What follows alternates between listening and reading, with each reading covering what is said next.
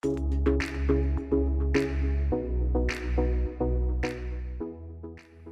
guys, I'm Will, I'm Kyle. and this is Hollywood Multipass. In this episode, we'll be reviewing the brand new Bloodshot, starring Vin Diesel, Eiza Gonzalez, and Guy Pearce. In his directorial debut, David Wilson was at the helm creating this movie based off the best-selling Valiant comic book.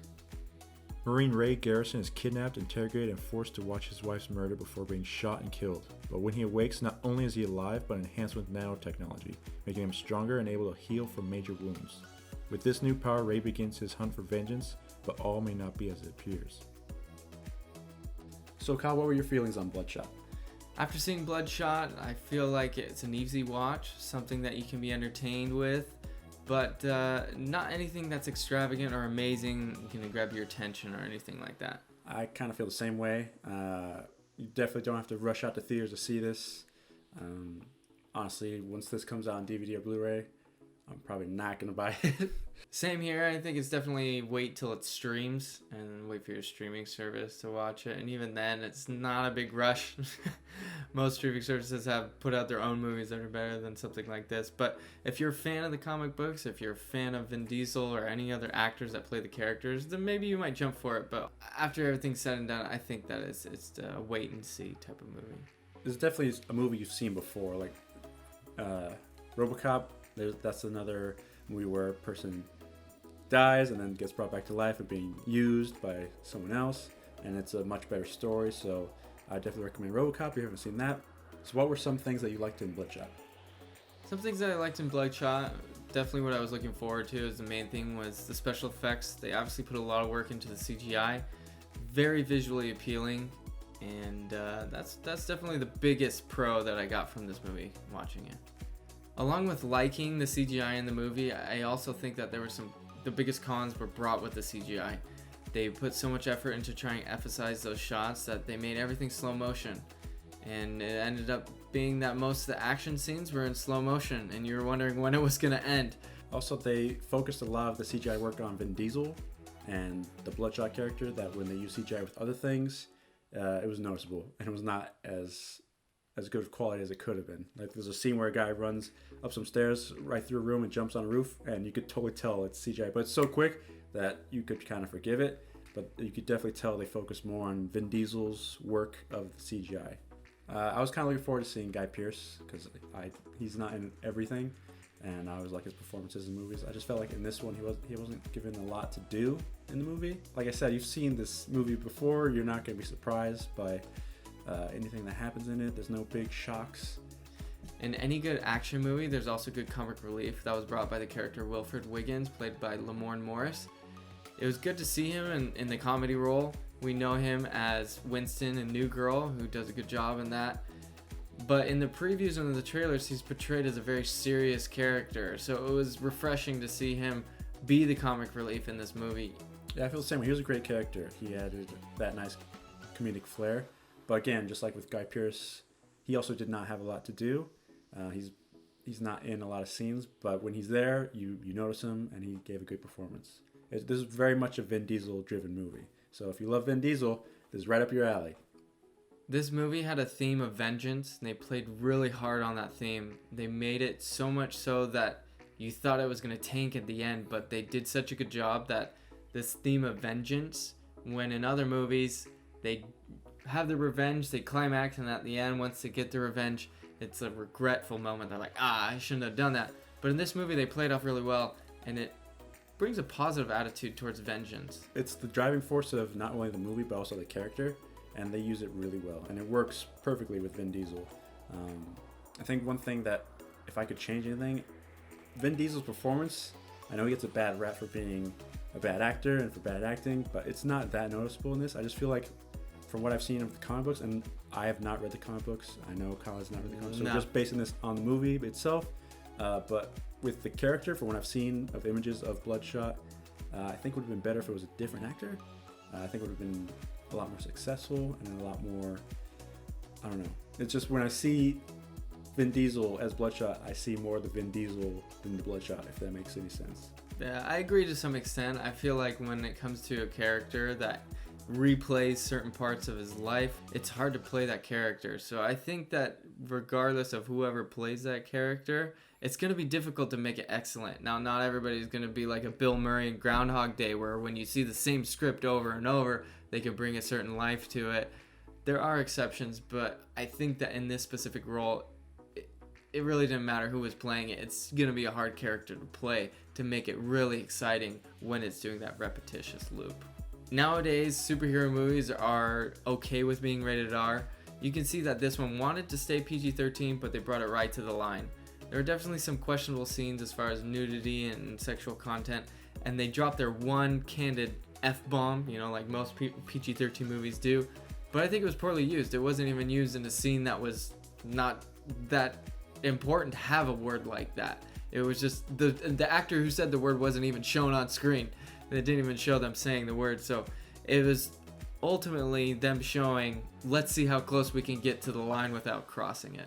Yeah, and maybe they should have crossed the line to make it more interesting, because with the whole movie I didn't feel, with a guy who can heal and like not die, it's kind of hard to be like, oh, he's in danger, when a lot of action scenes are happening.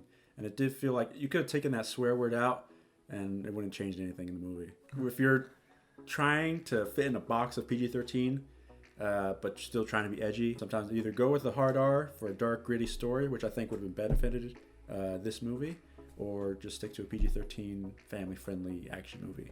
And I think it's kind of caught in the middle. It doesn't really know what to be. All right, so we're going to discuss the movie further and get deeper into the movie, and there will be some spoilers, so if you're planning on seeing this, pause the movie, come back when you finished it, or you don't really care. We're about to discuss it right now.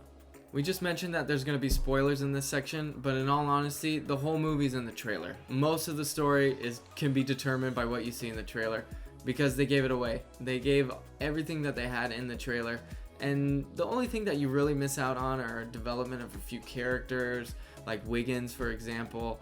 But other than that, you know the story, you know what's going to happen.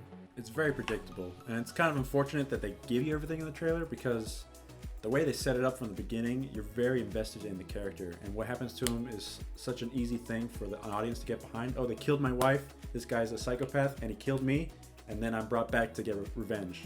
That's an easy thing to get behind as an audience member. But when you already know from the trailers that they're manipulating him, and they're manipulating the memory to kill certain people, that sort of takes away from that surprise, because that's like an easy thing to say, oh, by the way, everything we just showed you from the beginning of the movie, that never really happened. That's like a shocking moment that sort of gets taken away because we already know that from the trailer.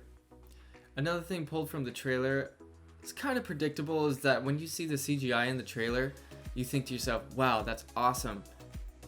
What's coming next? But in the back of your mind, you think, how can they top that? And that's exactly what doesn't happen. They don't top it.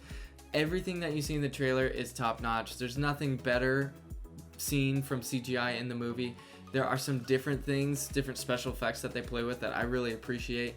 For instance, again, referencing the first kill. Garrison, played by Vin Diesel, drives a truck full of flour, and he crashes it, and the flour goes everywhere. And for me, having this flour amidst all this CGI, they played it off really well. They were able to take this actual real-life flour, do things with it that was amongst the CGI, and I would put it at the same level of quality. That this computer-generated image was at the same level as this flower that they were playing with. And I thought that they did a really good job in that first action scene using the flower. It was a very cool looking scene, I will say that. I was really invested in the beginning of the movie. And you're invested in his character. His wife gets killed in front of his eyes. He gets killed, and then they bring him back to life, and he wants revenge. And he starts remembering what happened and who killed his wife, and then he just goes rogue and starts on his mission to kill the guy that killed his wife. At that point when he leaves, that's when it starts to fall apart for me, because there were things that didn't make sense. Like, he's starting to realize he's stronger, that he can heal, so that's like a physical thing that he started to learn about himself. But then all of a sudden he's like downloading stuff in his mind, like how to fly a plane, where to go, like he's starting to hack into like government software to find the guy to kill, and it didn't make sense because they didn't like set that up at all. And I was like, what the heck? How does he know how to do that?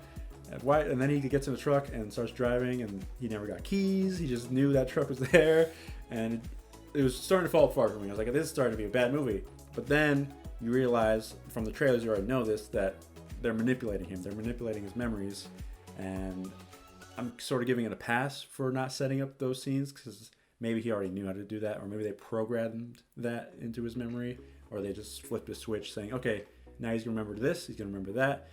They want him to go kill this person, so they're not gonna do everything to really stop him. Like, they say, hey, come back, what are you doing? Don't do that. But they're not like, they're trying to sell it, but they want him to go to accomplish his mission. Yeah, for sure. One of the good eye-opening experiences is that when you start the movie and he goes after that first person to kill, you're like, oh man, okay, here's this first one. And like Will said, there's moments where they're like, oh, stop, wait. But later on in the movie, you do find out that this first kill that you witness on screen is actually the 5th, 6th, or 7th. So he's gone down the line, and they've set up a protocol for him and a script for him to follow. And maybe I agree with you a little bit that there is an excuse that we can pass some of those things. But for me, it doesn't make sense that when he goes down into the parking garage where there's hundreds of cars, he just grabs one truck and he takes off with it with no explanation.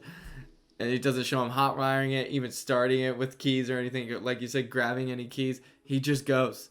I do think that they make a little reference to him being connected to the main hub computer center for their operation, which is RST, and giving him the ability to download and being able to find certain things, because they talk about how he found this first kill, and then talk about how for him to find who this person is and where he's at, he used satellites to ping a certain car that he was in, and he identified all those cars, all those particular cars in that certain area, and pinged them all, and it was like 800 cars that he had to filter through. Maybe it was something that they did in the headquarters already, maybe it was something he did. Either way, they didn't make it very clear. It was a really hard continuity obstacle to get over, because you're like, wait, where'd all this come from? He just died 5 minutes ago and he wakes up, and the only thing you explained to us was that these nanobots are his blood. And they can heal him. And they can heal him. And the problem with Hollywood movies when they do this is it just takes like 5 seconds to set this stuff up. He says, all right, I'm leaving. I got to go take care of this thing. I'm starting to remember I got to kill this guy who killed my wife. All you have to show is him go into a lockbox, punch in the lockbox because he's super strong, open it, grab some keys, beep, beep, oh, there's my vehicle to go drive off. It takes like 2 seconds to show that.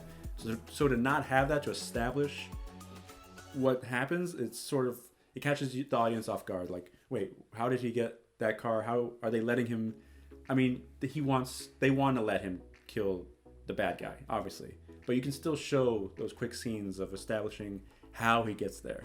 It's also so easy to set up that maybe he's seeing visions of like security cameras or like computer stuff here and there. Like, oh, what is that? So you can establish, oh, he can hack into other things that he just doesn't realize it yet. And then once like the memory kicks in the movie, he says, okay, now I can hack into whatever, the UN, the government, to find the guy.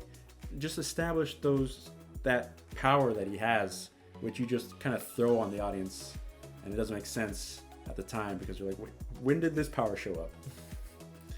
So as I've mentioned, I love Guy Pearce. I love me some Guy Pearce and everything he does. But big fan. Like I said, he didn't have a lot to do in this movie. He had a cool metal hand. That's about it. He's like the mad genius. But the thing that I had a problem with was he didn't really have a lot of motivations for why he was doing what he was doing.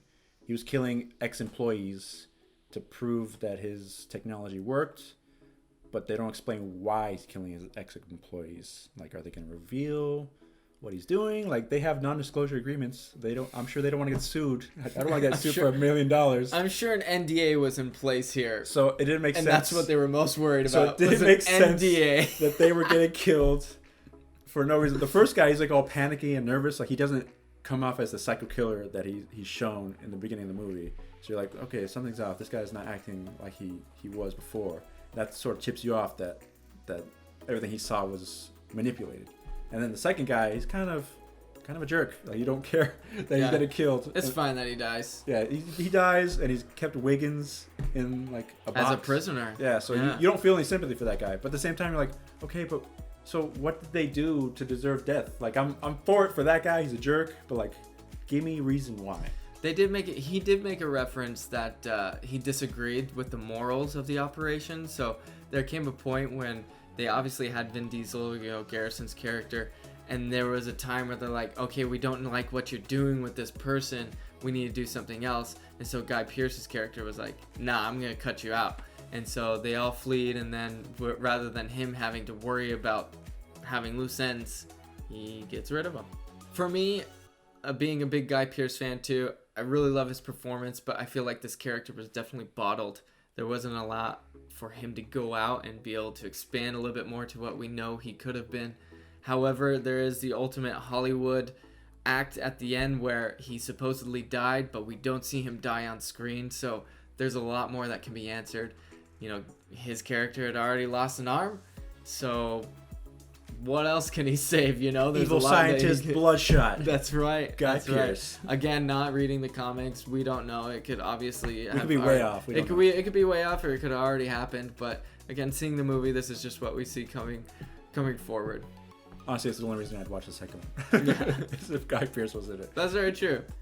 Just one thing that I think about logistically is the character KT, who is, you know, one of these altered human beings done by Guy Pearce's character. She has a respirator right here that allows her to be immune to chemicals so that her lungs don't actually breathe in these chemicals.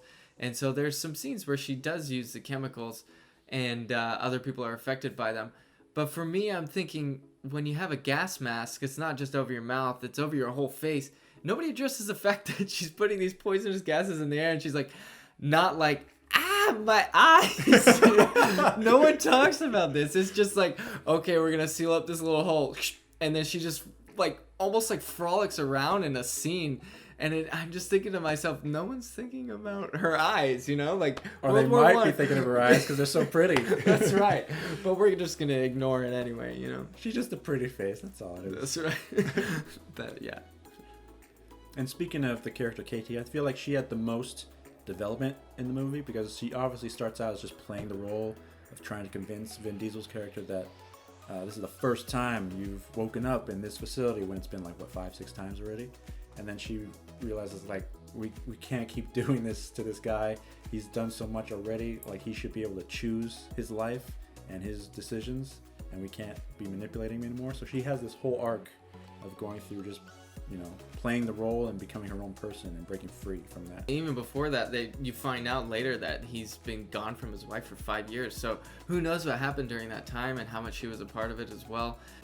When talking about Bloodshot as a character, like we said, we haven't read the comics, but the imagery of Bloodshot looks really cool in the comics. He's like stone white skin and he's got red eyes. You don't really see that in the movie a lot with Vin Diesel. I don't know if it's because Vin Diesel says, I want to look like Vin Diesel, I want to show my features or whatever, but when he does have the red eyes and the stone white skin, he looks really cool. The problem is it's very few times in the movie that happens. More like once. At the very end. Yeah. So if you're a comic book fan and you were looking forward to seeing him as that, you gotta wait till the end to see it. You definitely see that the producers, directors, writers, whoever wants to be credited to this, that they're planning for a sequel. Now, my hunch is that they'll get it because it's Hollywood, and if it makes money, which it's still determined at this point to find out if it will, if it makes money, they'll do it again. But the quality of the movie for me is not justifiable for a sequel unless they're going to bring a whole new way of being able to tell the story and not be able to not drag it out, essentially, which I feel like they did with this one, and they didn't have anything extra that they brought other than what you saw in the trailers.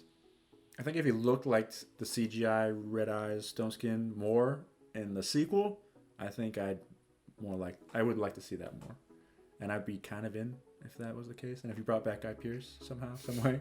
So overall, the movie is okay. It's all right. You don't need to go out and see it and rush to see this cinematic masterpiece that it is. It's not. It's not. But you've already seen this kind of movie before. And from the trailers, if you could pretty much I could kind of predict what's going to happen. You're right. That is what happens.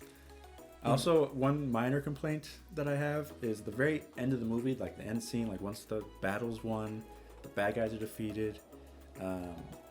He walks out of a trailer onto it looks like a Hawaiian sunset, and they drive off, and it gives off a very Fast and Furious vibe. Oh, for sure. I was gonna say the same exact thing. And then I realized that one of the producers is Neil H. Moritz, I believe his name is, and he produced Fast and the Furious movies, a few of them. So it made total sense, but it was kind of like out of place for me. Like, am I watching Fast and the Furious, or what is this? It definitely was, and it's like, come on, man, let's move on. Let's be able to establish different characters with certain actors and not make these references to these other movies that don't bear any relevance.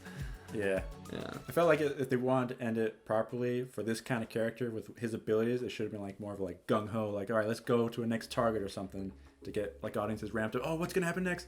This was kind of like a peaceful ending, like, oh, we're just driving off. Yeah. And that's it.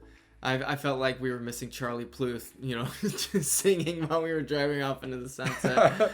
I'm like, this is not what I wanted from this movie.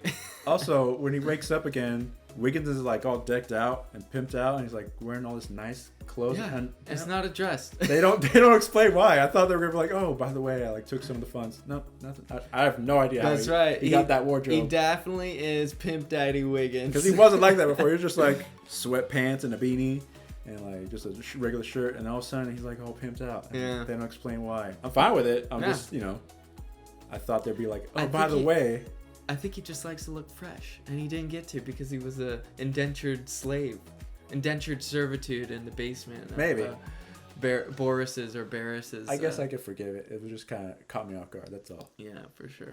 All right, thanks for watching this video from Hollywood Multipass. We really appreciate it. Please leave a like and subscribe. If you have or have not seen the movie, please feel free to leave a comment below. We'd love to respond to you, or even just give your own 2 cents. We'd like to hear what you have to say. Bye, guys. Bye.